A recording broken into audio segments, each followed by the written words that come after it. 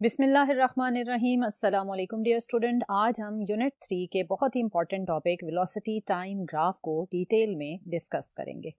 Velocity time graph में जो दो पैरामीटर्स आपने कैलकुलेट करने हैं या डिस्कस करने हैं फ्रॉम ग्राफ, वो हैं एक्सेलरेशन और दूसरा है डिस्टेंस या डिस्प्लेसमेंट। अब आपने वेलोसिटी टाइम ग्राफ से किस तरह एक्सेलरेशन की वैल्यू कैलकुलेट करनी है या डिस्टेंस की वैल्यू कैलकुलेट करनी है, वो डिपेंड करता है कि जो आपको सिचुएशन दी गई है उस सिचुएशन में वेलोसिटी किस तरह की है। क्या वेलोसिटी थ्रू आउट कॉन्स्टेंट है, क्या वेलोसिटी इंक्रीज हो रही है, क्या वेलोसिटी डिक्रीज हो रही है। अगर इंक्रीज या डिक्रीज हो रही है तो क्या उसका ये इंक्रीज एक यूनिफॉर्म इंक्रीज है या वेरिएबल इंक्रीज है। ये सारे वो फैक्टर्स हैं जिन्हें हम डिस्कस करेंगे कि डिफरेंट सिचुएशंस में जब वेलोसिटी डिफरेंट स्टाइल में चेंज हो रही होती है तो उसके corresponding acceleration and then distance आपने कैसे कैलकुलेट करना है। हम सिचुएशन लेते हैं पहले तीन, जिनमें हम ये लेंगे कि आपका जो भी ऑब्जेक्ट मूव कर रहा है अगर उसकी वेलोसिटी थ्रू आउट कॉन्स्टेंट है, जिसका मतलब ये है कि अगर ऑब्जेक्ट सपोज कर लें 10 मीटर पर सेकेंड के साथ मूव कर रहा है तो वो through out 10 metre per second के साथ ही मूव करता रहे, उसकी वेलोसिटी ना कम हो ना ज्यादा हो। तो ऐसी सिचुएशन में आप कहेंगे कि उस ऑब्जेक्ट की वेलोसिटी कांस्टेंट है। दूसरी सिचुएशन हम लेंगे जिसमें हम कहेंगे कि वेलोसिटी यूनिफॉर्मली इंक्रीजिंग है। यूनिफॉर्मली इंक्रीजिंग का क्या मतलब होता है, सपोज करें कि एक ऑब्जेक्ट 0 मीटर पर सेकेंड से स्टार्ट ले रहा है, लेकिन 2 सेकेंड्स के बाद उसकी वेलोसिटी 0 से बढ़कर हो जाती है 10 मीटर पर सेकेंड। फिर 2 सेकेंड फर्दर गुजरते हैं तो इसकी वेलोसिटी 10 से बढ़कर 20 हो गई। चेंज कितने का आया? 10 का। इसको थोड़ा लिख कर लेते हैं कि सपोज टाइम था 0 सेकेंड और वेलोसिटी भी थी 0। फिर टाइम आपके पास सपोज कर लें कि 2 सेकेंड्स गुजरा और वेलोसिटी 0 से बढ़कर हो गई 10 मीटर पर सेकेंड। अब टाइम हम फिर उतना ही पास करेंगे। अगर 2 सेकेंड पास हुआ तो फर्दर क्या होगा, 2 सेकेंड ही पास करेंगे आप। तो वेलोसिटी 0 से पहले क्या हुई थी 10, यानी 10 का इंक्रीज आया था। अब मजीद अगर 10 का इंक्रीज आएगा तो वेलोसिटी कितनी हो जाएगी, 20 मीटर पर सेकेंड। फिर आप 2 सेकेंड पास करेंगे तो फिर इसमें 10 का इंक्रीज आएगा तो ये हो जाएगी 30 मीटर पर सेकेंड। अब क्या हो रहा है कि इक्वल टाइम इंटरवल्स में आपने 0 से 2 सेकेंड, फिर 2 सेकेंड से फर्दर 2 सेकेंड, अगर आप टोटल देखेंगे तो ये 4 सेकेंड का टाइम गुजर चुका है। फिर आपने 2 सेकेंड का टाइम पास किया तो टोटल 6 सेकेंड हो गए, लेकिन जो चेंज इन टाइम इंटरवल आप ले रहे हैं वो 2 सेकेंड का ले रहे हैं। और इक्वल टाइम इंटरवल में जो वेलोसिटी का चेंज आ रहा है वो भी सेम आ रहा है। पहले 2 सेकेंड में वेलोसिटी बढ़ी 10, अगले 2 सेकेंड में भी वेलोसिटी बढ़ी 10, अगले 2 सेकेंड में भी वेलोसिटी बढ़ गई 10। 0 से पहले हुई 10, फिर हुई 20, फिर हुई 30। ये जो चेंज इन वेलोसिटी है जिसमें with time velocity equal amounts में इंक्रीज होती जा रही है, इसको बोलते हैं यूनिफॉर्मली इंक्रीजिंग वेलोसिटी। इसमें आपके पास जो ग्राफ की शेप आती है वो कुछ इस तरह से आएगी, जिसमें आपके पास यूनिफॉर्म या ग्रेजुअल इंक्रीज इन वेलोसिटी होगा। ऐसी सिचुएशन में जब आप डिफरेंट पॉइंट्स पर अगर आप फर्स्ट 0 से 2 सेकेंड में एक्सेलरेशन कैलकुलेट करते हैं तो फाइनल माइनस इनिशियल, तो फाइनल वेलोसिटी है 10, इनिशियल वेलोसिटी है 0, टाइम कितना पास हुआ 2, तो एक्सेलरेशन क्या आ जाएगा 5 मीटर पर सेकेंड स्क्वायर। या आपका 0 से जब 2 सेकेंड का टाइम गुजरा तो एक्सेलरेशन आया 5 मीटर पर सेकेंड स्क्वायर। फिर जब 2 सेकेंड से फर्दर 2 सेकेंड यानी टोटल 4 सेकेंड का टाइम गुजरा तो इसके अंदर अगर आप एक्सेलरेशन कैलकुलेट करें तो फाइनल वेलोसिटी है क्या 20, इनिशियल वेलोसिटी क्या है 10, टाइम कितना गुजरा है इसमें अगेन 2 सेकेंड का ही इंटरवल गुजरा, तो आपके पास 20 माइनस 10 क्या होगा 10 डिवाइडेड बाई 2, तो एक्सेलरेशन अगेन क्या आ गया 5 मीटर पर सेकेंड स्क्वायर। पहले कितना था 5, अभी भी कितना है 5। आप इस तरह इस 20 से 30 वाले इंटरवल का भी एक्सेलरेशन जब कैलकुलेट करेंगे for the time interval of 2 second तो ये आएगा 5 मीटर पर सेकेंड स्क्वायर। इसका मतलब है कि इस सिचुएशन में जहां वेलोसिटी यूनिफॉर्मली इंक्रीज हो रही हो वहां एक्सेलरेशन थ्रू आउट कांस्टेंट रहता है, एक्सेलरेशन की वैल्यू चेंज नहीं हो रही। ऐसी सिचुएशन को अगर आप ग्राफिकली ड्रॉ करेंगे तो आप कहेंगे velocity is uniformly increasing and acceleration is constant, और ये पॉजिटिव कांस्टेंट एक्सेलरेशन है क्योंकि सारी वैल्यूज आपके पास पॉजिटिव में आई हैं। अगर अब आप दूसरी सिचुएशन लें जिसमें हमने यूनिफॉर्मली डिक्रीजिंग वेलोसिटी लेना है, तो इसमें सपोज करें आपके पास इनिशियली आपके पास वैल्यू ऑफ वेलोसिटी थी 20 मीटर पर सेकेंड, और आहिस्ता आहिस्ता ये कम होते होते यहाँ पर पहुंचकर क्या हो गई 0 मीटर पर सेकेंड। अब यहाँ पर भी जो डिक्रीज इन वेलोसिटी आया है बिल्कुल इसी तरह इक्वल टाइम इंटरवल में इक्वल अमाउंट में वेलोसिटी डिक्रीज हो रही होगी, और इस सिचुएशन में भी जब आप एक्सेलरेशन कैलकुलेट करेंगे तो उसकी वैल्यू थ्रू आउट एक जैसी मिलेगी और नेगेटिव में आएगी। इसलिए यहां पर आप कहेंगे कि velocity is decreasing, uniformly decreasing, and acceleration is constant, और एक्सेलरेशन यहां पर नेगेटिव होगा। ये एक्सेलरेशन कांस्टेंट है लेकिन पॉजिटिव है। यहां पर आपके पास वेलोसिटी की वैल्यू चेंज ही नहीं हो रही। अगर वो चेंज ही नहीं हो रही तो ऑब्वियसली एक्सेलरेशन क्या होता है, एक्सेलरेशन होता है rate of change of velocity. जब वेलोसिटी चेंज ही नहीं होगी तो ऑब्वियसली वहां पर एक्सेलरेशन नहीं होगा। सो एक्सेलरेशन क्या हो जाएगा, 0 हो जाएगा। सो ये तो आपने देखा कि किस तरह आपको चेंज इन वेलोसिटी की जो वैल्यूज हैं या उनका जो बिहेवियर है उन्हें देखकर कैसे पता चलता है कि एक्सेलरेशन नेगेटिव है, पॉजिटिव है या 0 है। अब ग्राफ में जिस टर्म से आप एक्सेलरेशन को इंडिकेट करते हैं उससे कहा जाता है स्लोप। अब स्लोप क्या होता है, स्लोप होता है राइज ओवर रन, यानी आपके पास जो ग्राफ ड्रॉ हुआ है उसमें रन का मतलब है कि अलोंग एक्स एक्सिस उसमें क्या वेरिएशन आ रही है, और राइज का मतलब है कि अलोंग वाई एक्सिस उसमें क्या इंक्रीज या चेंज आ रहा है। अगर आप इस स्लोप को एक और फॉर्म में लिखना चाहें तो आप कहेंगे कि स्लोप ग्राफ का राइज मैंने अभी बताया किसके अलोंग चेंज है, वाई एक्सिस के अलोंग, तो आप कहेंगे चेंज अलोंग वाई एक्सिस, और रन मैंने बताया एक्स एक्सिस के अलोंग चेंज है तो आप कहेंगे change along x axis. Delta का जो मैंने साइन डाला है वाई और एक्स के साथ, इसका मतलब होता है चेंज। सो स्लोप क्या इंडिकेट कर रहा है, change in Y axis with respect to change in X axis. अब अगर आप अपने ग्राफ पर वाई एक्सिस पर देखें तो आपने वाई एक्सिस पर कौन सी वैल्यू का चेंज ड्रॉ किया है, वो है वेलोसिटी, और एक्स एक्सिस पर टाइम का चेंज है। तो आप लिखेंगे वाई एक्सिस पर है चेंज इन वेलोसिटी और एक्स एक्सिस पर है चेंज इन टाइम। अब आप मुझे बताओ कि delta V over delta T ये किसका फार्मूला था, ये था rate of change of velocity और ये एक्सेलरेशन का फार्मूला था।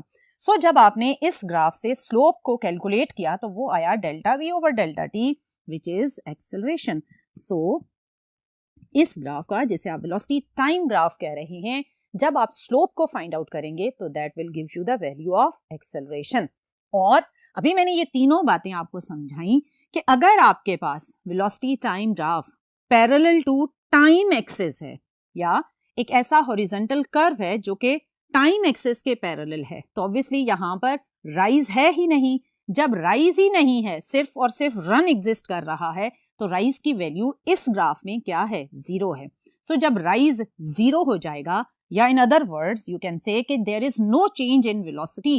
वेलोसिटी एक वैल्यू पर, सपोज यहां पर अगर उसकी वैल्यू 20 मीटर पर सेकेंड है तो वेलोसिटी थ्रू आउट इसी वैल्यू के अकॉर्डिंग रही, चेंज ही नहीं हुई। तो चेंज इन वेलोसिटी है ही नहीं, तो चेंज इन वेलोसिटी क्या हो जाएगा, 0 ओवर डेल्टा टी, तो एक्सेलरेशन क्या हो जाएगा, 0 हो जाएगा।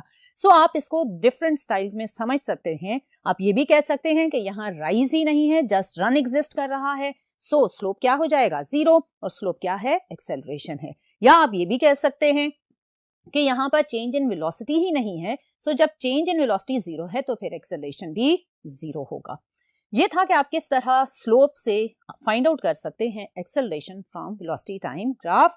और अगर ये एमसीक्यूज में भी स्टेटमेंट आ जाती है कि अगर velocity time graph time axis के पैरेलल है तो फिर एक्सेलरेशन क्या होगा, तो सिंपली एक्सेलरेशन 0 हो जाएगा।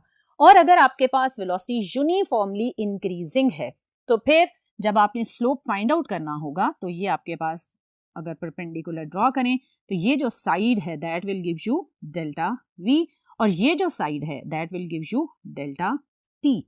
So delta we divided by delta T से आपके पास क्या आ जाएगा, एक्सेलरेशन।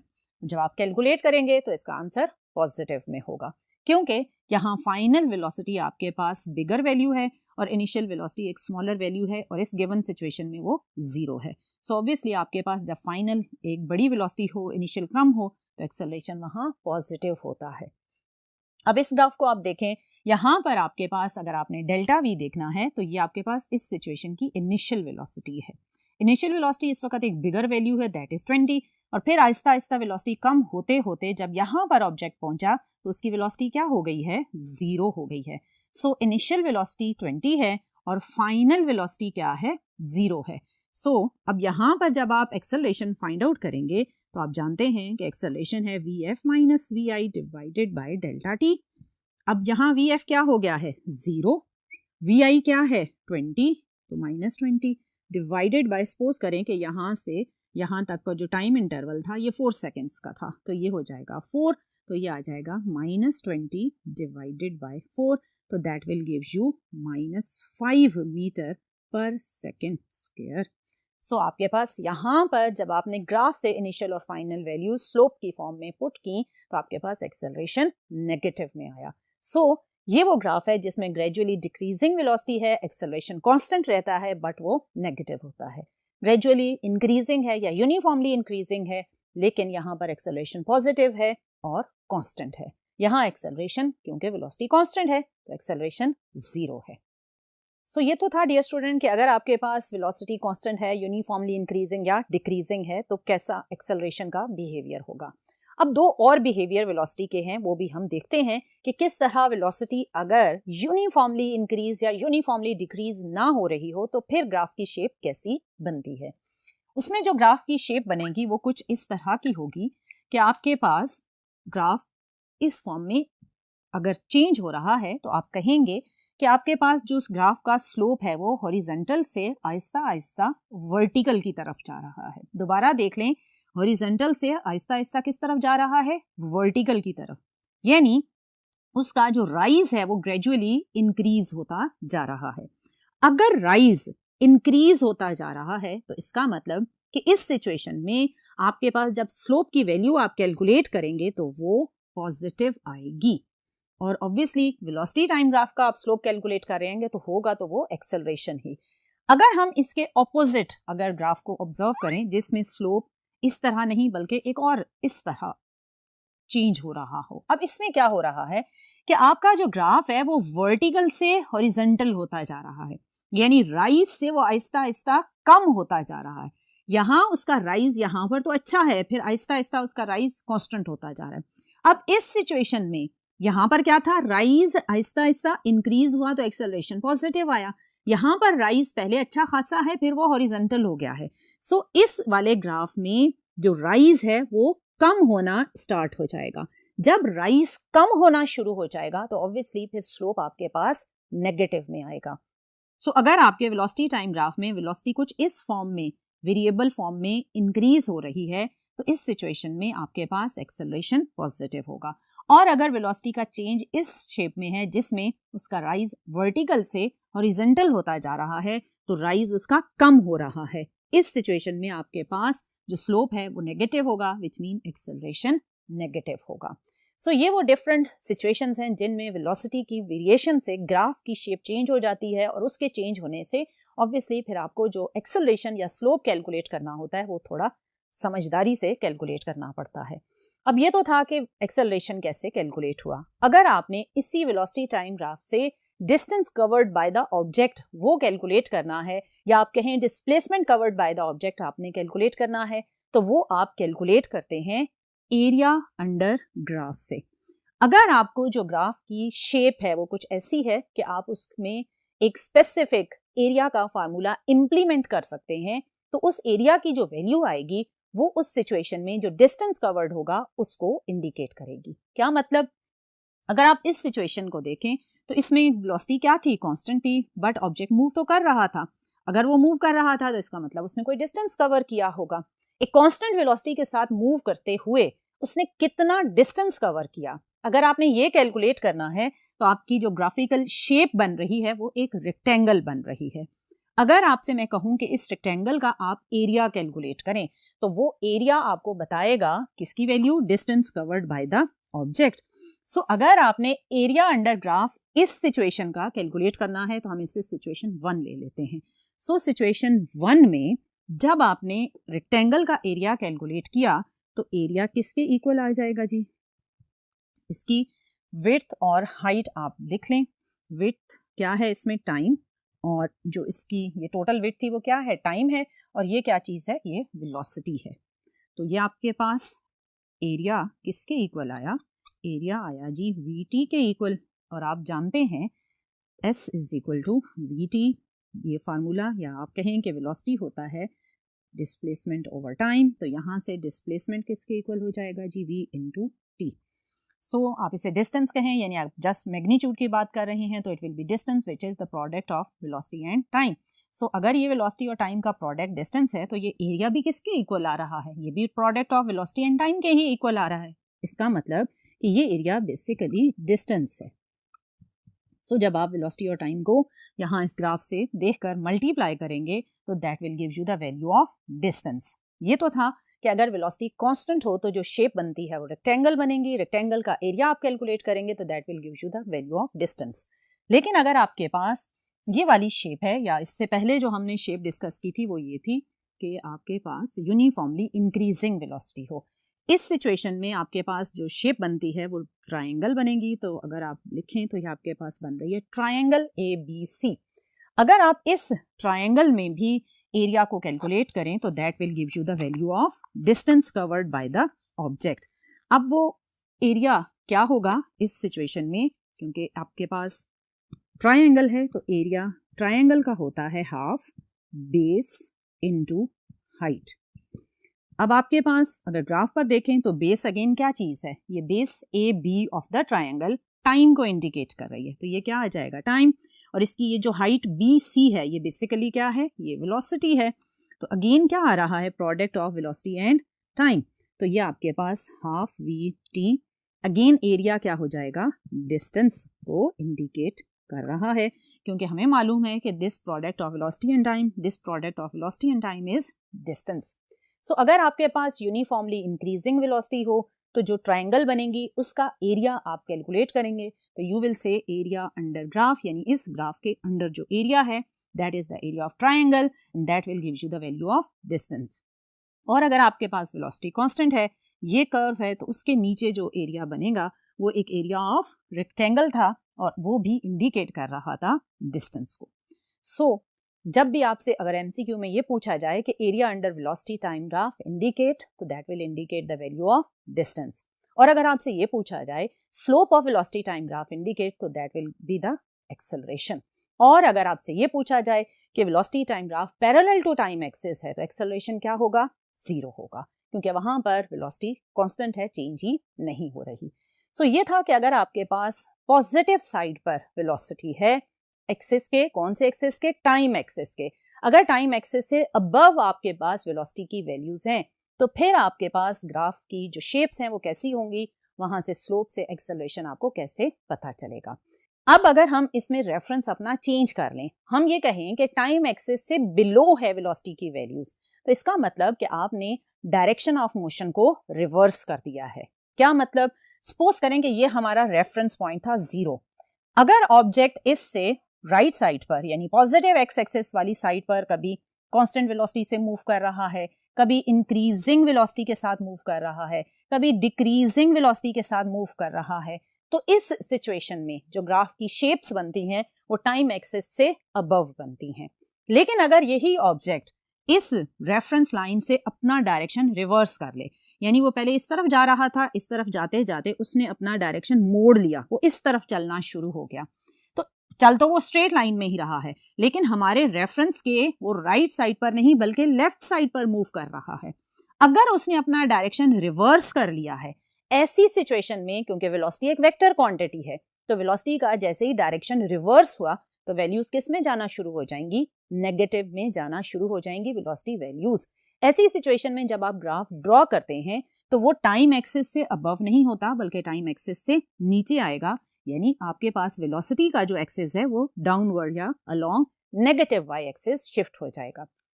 ये कहलाता है स्ट्रेट लाइन मोशन कर्व्स, क्योंकि स्ट्रेट लाइन में जब कोई भी ऑब्जेक्ट मूव कर रहा हो तो सम टाइम वो अपवर्ड मूव कर रहा होता है और फिर एकदम से वो डाउनवर्ड चलना शुरू कर देता है, या फिर वो अगर राइट साइड पर जा रहा था तो रुक कर उसने डायरेक्शन अपना रिवर्स कर लिया और वापस आना शुरू हो गया।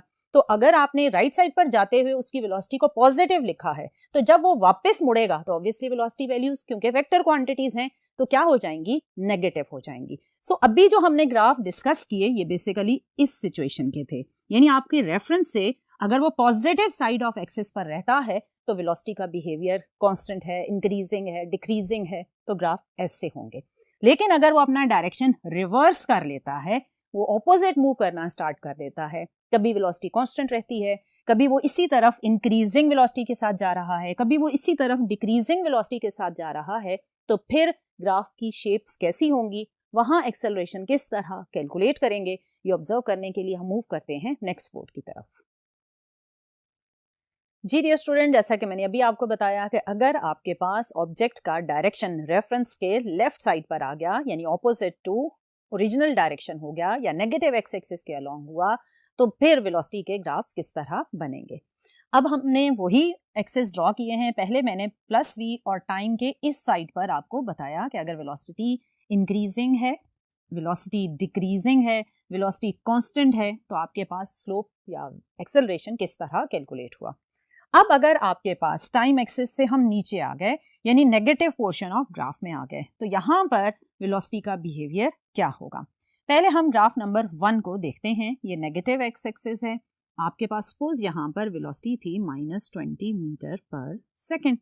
अब यहाँ पर अगेन क्या हो रहा है, जब उसने ऑब्जेक्ट ने अपना डायरेक्शन रिवर्स किया, यानी नेगेटिव साइड पर मूव करना शुरू किया, लेकिन उसने अपनी वेलोसिटी को थ्रू आउट कॉन्स्टेंट रखा। अब वेलोसिटी ऑपोजिट तो हो गई है, लेकिन वो चेंज नहीं हो रही। अगर वो चेंज नहीं हो रही, -20 मीटर पर सेकेंड पर ही रहती है, तो इट मींस एक्सेलरेशन फिर क्या होगा, 0 होगा, क्योंकि वेलोसिटी थ्रू आउट क्या है, कांस्टेंट है। ऑल्दो वेलोसिटी नेगेटिव साइड पर है, बट वो कांस्टेंट है। जब तक वो चेंज नहीं होगी तो एक्सेलरेशन नहीं आएगा। सो ये जो ग्राफ नंबर 1 है, ये नेगेटिव कांस्टेंट वेलोसिटी से रिलेटेड है, और इसमें आपको एक्सेलरेशन अगेन 0 ही मिलेगा।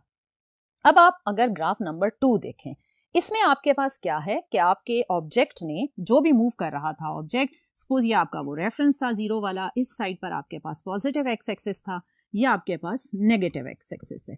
अब ये जो ग्राफ नंबर 2 है, ये कह रहा है कि ऑब्जेक्ट ने इस पॉइंट से इस तरफ मूव करना शुरू कर दिया, opposite to our positive reference line.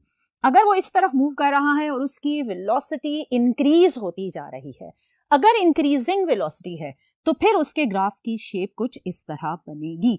और इसमें क्योंकि ऑब्जेक्ट एक नेगेटिव साइड पर इंक्रीजिंग वेलोसिटी के साथ बन रहा है, तो यहाँ बच्चे गलत कर देते हैं एक चीज, वो ये समझते हैं कि यहाँ इंक्रीजिंग है तो एक्सेलरेशन पॉजिटिव होगा। नहीं, अगर नेगेटिव साइड पर वेलोसिटी इंक्रीजिंग है तो फिर आपके पास acceleration, although velocity is increasing on the negative side, but acceleration क्या आएगा, नेगेटिव आएगा। ये 2 पॉइंट्स हैं जहां बच्चे कंफ्यूज होते हैं। सो ये आपने हमेशा याद रखना है कि वेलोसिटी अगर नेगेटिव साइड पर है और इंक्रीजिंग है तो एक्सेलरेशन वहां पर नेगेटिव ही आएगा। आप कैलकुलेट करके भी देख सकते हैं कि सपोज करें यहाँ पर आपके पास वेलोसिटी की वैल्यू इस एक्सिस पर -30 मीटर पर सेकेंड है और यहाँ पर ऑब्वियसली 0 है। तो अगर आप एक्सेलरेशन कैलकुलेट करें इस ग्राफ नंबर 2 से रिलेटेड, तो VF - VI divided by time interval जो भी है, सपोज इस पूरे में जो टाइम इंटरवल इन्वॉल्व है वो 4 सेकेंड का है, तो हम टाइम तो ले लेते हैं 4, और VF कितनी है बेटा, VF देखो आपके पास -30, तो -30, और VI क्या है, 0 -0, तो ये आ जाएगा -30 divided by 4 metre per second square. सो आपके पास एक्सेलरेशन की वैल्यू किस में आई, एक्सेलरेशन की वैल्यू नेगेटिव में आई। ऑल्दो वेलोसिटी इज इंक्रीजिंग, लेकिन किस साइड पर, नेगेटिव साइड पर, यानी ऑब्जेक्ट ने यहां से इस तरफ मूव करना शुरू किया और उसकी वेलोसिटी पहले 0 थी और फिर आहिस्ता आहिस्ता बढ़ती जा रही है। So velocity is increasing on the negative side but acceleration is negative. So ये आपने बात याद रखनी है। अब हम ग्राफ नंबर 3 देखते हैं कि ऑब्जेक्ट यहां से अपना डायरेक्शन रिवर्स करता है इस तरफ नेगेटिव साइड पर, लेकिन पहले वो एक तेज वेलोसिटी के साथ चल रहा था और आहिस्ता आहिस्ता चलते चलते उसने वेलोसिटी अपनी कम करना शुरू कर दी। वो नेगेटिव साइड पर चल रहा है और वेलोसिटी अपनी कम करता जा रहा है, तो वेलोसिटी क्या है, डिक्रीजिंग, किस साइड पर, नेगेटिव साइड पर। So velocity decreasing on negative side. इस सिचुएशन में एक्सेलरेशन क्या होगा, पॉजिटिव होगा। कैसे, आप ग्राफ से भी कैलकुलेट करके देख सकते हैं कि अगर उसकी ये वेलोसिटी थी जब उसने डायरेक्शन को रिवर्स किया तो वो थी -30, तो आपके पास इनिशियल वेलोसिटी क्या हो जाएगी -30 मीटर पर सेकेंड, और फिर आहिस्ता आहिस्ता कम होते होते वो यहाँ पहुंच गया। सपोज यहाँ पर उसकी वेलोसिटी आप इमेजिन कर लें -5 है कम होकर, तो VF क्या हो गई उसकी -5 मीटर पर सेकेंड। अब जब आपने एक्सेलरेशन कैलकुलेट करना है तो आप लिखेंगे VF माइनस VI, तो VF कितनी है -5 माइनस ये वाला, और VI की वैल्यू क्या है -30। सो आपने टाइम इंटरवल अगेन इसका भी आप 4 सेकेंड ही इमेजिन कर लें कि 4 सेकेंड में ये चेंज आता है, तो -5 और ये माइनस माइनस क्या हो गया +30 डिवाइडेड बाय 4, तो ये आ जाएगा +25 divided by 4 metre per second square. तो एक्सेलरेशन क्या आया, एक्सेलरेशन पॉजिटिव आया। सो आप ये बात ध्यान से सुनिएगा कि अगर आपके रेफरेंस पॉइंट से ऑब्जेक्ट मूव करता है towards the positive x axis यानी इस तरफ, वेलोसिटी कांस्टेंट है, एक्सेलरेशन 0, वेलोसिटी इंक्रीजिंग है, एक्सेलरेशन पॉजिटिव, वेलोसिटी डिक्रीजिंग है, एक्सेलरेशन नेगेटिव। लेकिन अगर ऑब्जेक्ट अपना डायरेक्शन रिवर्स करके नेगेटिव साइड पर मूव करना शुरू कर देता है ऑन द स्ट्रेट लाइन, यहां थोड़ा आपने केयरफुली चलना है। अगर वो नेगेटिव साइड पर मूव कर रहा है, वेलोसिटी कांस्टेंट है, फिर तो टेंशन ही नहीं, एक्सेलरेशन 0 हो जाएगा। लेकिन अगर नेगेटिव साइड पर चलते हुए उसकी वेलोसिटी है इंक्रीजिंग, तो फिर एक्सेलरेशन नेगेटिव होगा। और अगर इस डायरेक्शन में चलते हुए वेलोसिटी डिक्रीजिंग है नेगेटिव साइड पर, तो एक्सेलरेशन फिर पॉजिटिव होगा। ये बात आपने याद रखनी है, क्योंकि ये जब आपसे MCQs डिफरेंट ग्राफ से रिलेटेड पूछे जाते हैं तो वहां पर आपको ये बात कंफ्यूजन से बचाएगी। ये तो था कि अगर नेगेटिव साइड पर वेलोसिटीज हैं तो उनका बिहेवियर क्या होता है। अब अगर आपसे सिंपली मैं ये पूछूं कि एक ऑब्जेक्ट को आपने वर्टिकली अपवर्ड थ्रो किया था, अगर वो ऑब्जेक्ट वर्टिकली अपवर्ड जा रहा है, तो ये आपने प्रोजेक्टाइल मोशन में भी डिटेल से पढ़ना है कि जब ऑब्जेक्ट को आप वर्टिकली अपवर्ड थ्रो करते हैं तो आप बताओ कि जब आपके हाथ से बॉल निकलता है उस टाइम, और फिर जब वो आहिस्ता आहिस्ता ऊपर जाता है तो वेलोसिटी क्या होती जाती है, कम या ज्यादा? आपने सोचा, क्या जवाब आया, कम। यस, ठीक है। जब आपके हाथ से ऑब्जेक्ट निकलता है तो उसकी velocity at that time maximum होती है, फिर जब वो ऊपर जाता है तो आहिस्ता आहिस्ता उसकी वेलोसिटी कम होती जाती है, और जब वो मैक्सिमम हाइट पर पहुंचता है तो वेलोसिटी क्या हो जाती है, 0। सो इस सिचुएशन में आपके हाथ से निकलने और मैक्सिमम हाइट तक जाने का अगर मैं ग्राफ ड्रॉ करूं तो मैक्सिमम वेलोसिटी से वो 0 वेलोसिटी का ग्राफ बनेगा, और वो ये आपके पास कर्व होगा इतने पोर्शन में, क्योंकि अभी हम अपवर्ड मोशन को ले रहे हैं, पॉजिटिव साइड यानी ये वाला बिहेवियर ले रहे हैं, और जब वो डाउनवर्ड मोशन स्टार्ट करेगा तो हम इसे लेंगे नेगेटिव साइड, जिसे आप इस वाले एक्सिस की मूवमेंट के अकॉर्डिंग समझेंगे। सो जब आपके हाथ से ऑब्जेक्ट निकला तो वेलोसिटी थी मैक्सिमम, जब वो मैक्सिमम हाइट पर पहुंचा तो फॉर अ मोमेंट वो रुका तो वेलोसिटी क्या हो गई, 0। सो इस पार्ट को, इन दो वैल्यूज को जब आपने ग्राफ पर ड्रॉ किया तो ये पॉजिटिव साइड है, सो आपकी ये वाली पोर्शन की डिस्कशन होगी कि वेलोसिटी इनिशियली क्या है, मैक्सिमम, फिर आहिस्ता आहिस्ता वो कम होती जा रही है, यहां पर वेलोसिटी आकर क्या हो गई, 0। सो ये आपके हाथ वाला पॉइंट है जहां से वो निकला। ये कौन सा पॉइंट है, मैक्सिमम हाइट वाला पॉइंट है, जहां फॉर अ मोमेंट उसने पॉज लिया और उसकी वेलोसिटी क्या हो गई, 0। अब यहां से उस ऑब्जेक्ट ने अपनी डाउनवर्ड मोशन स्टार्ट की, यानी यहां से वो नीचे की तरफ शुरू हो गया। जब वो डाउनवर्ड मोशन स्टार्ट करेगा तो ये उसकी जो इनिशियल वेलोसिटी है अभी क्या है, 0 है। अब जब वो नीचे आ रहा है तो आहिस्ता आहिस्ता क्या होता जाता है, ऑब्जेक्ट तेज होता जाता है, उसकी वेलोसिटी आहिस्ता आहिस्ता नीचे आते हुए इंक्रीज होना शुरू हो जाती है। सो अब उसकी वेलोसिटी नेगेटिव साइड पर क्या हो रही है, इंक्रीज हो रही है। सो मैंने अभी ये जो रेड वाला ग्राफ ड्रॉ किया था ये क्या था, नेगेटिव साइड पर इंक्रीजिंग वेलोसिटी का था, और ये भी क्या है, नेगेटिव साइड पर इंक्रीजिंग वेलोसिटी है। सो यहां पर वेलोसिटी 0 होगी, यहां पर आकर उसकी वेलोसिटी नेगेटिव वेलोसिटी क्या हो जाएगी, मैक्सिमम हो जाएगी। सो ये उस ऑब्जेक्ट का ग्राफ है जिसे आपने वर्टिकली अपवर्ड थ्रो किया, वो मैक्सिमम हाइट तक गया और वापस ग्राउंड तक आया। सो ये वो पोर्शन है जो वो अपवर्ड जाते हुए कवर करता है, और ये वो पोर्शन है जो डाउनवर्ड आते हुए वो कवर करेगा। सो इसमें आपके पास ये और ये वाला जो दो पोर्शंस बन रहे हैं ये आपके पास वर्टिकली थ्रोन ऑब्जेक्ट की वेलोसिटी से रिलेटेड हैं।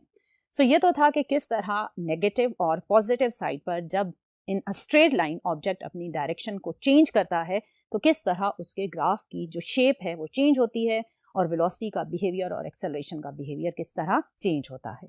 अब इन सारी बातों को जो हमने फर्स्ट बोर्ड से लेकर सेकंड बोर्ड तक डिस्कस की, अगर हम इसे आपकी बुक के अकॉर्डिंग एक ग्राफ के थ्रू डिस्कस करें तो ओवरऑल ग्राफ कुछ इस तरह का बनता है। ये है पॉइंट ए से बी तक का बिहेवियर। आप बताएं ये कौन सी साइड है? ये पॉजिटिव साइड है और ये क्या है? Negative side. ए से बी तक वेलोसिटी कैसे चेंज हो रही है?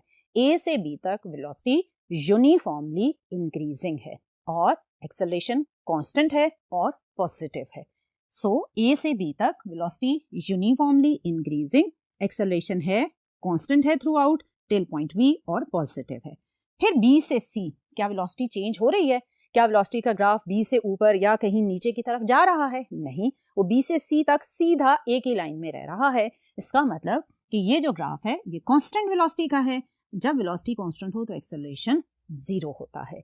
फिर अब सी से डी तक आए, वेलोसिटी क्या हो रही है? यूनिफॉर्मली डिक्रीजिंग वेलोसिटी है।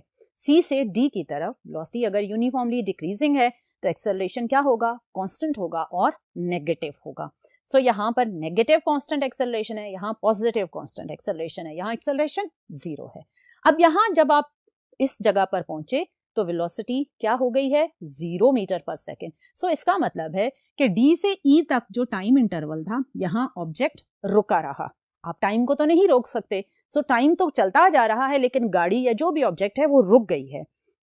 सो इस टाइम से लेकर इस टाइम तक आपके पास ऑब्जेक्ट रेस्ट पर था, उसमें ना वेलोसिटी थी ना ही उसमें एक्सेलरेशन होगा।